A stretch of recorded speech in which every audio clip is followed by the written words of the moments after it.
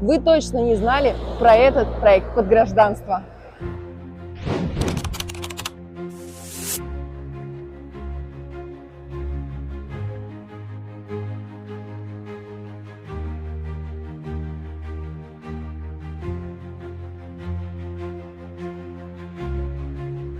Какие цели и задачи ставит перед собой инвестор, когда он покупает недвижимость под гражданство Турции? В первую очередь, это, естественно, ее принадлежность, то есть возможность получить этот самый паспорт. Второе – ликвидность приобретаемых квартир.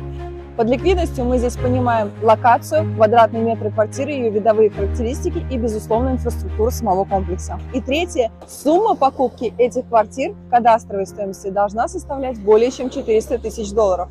Все это в целом и полном дает наш проект в Тосмуре. Пишите нам в комментарии, мы проконсультируем вас по вопросу получения гражданства Турции и конкретно по этому проекту.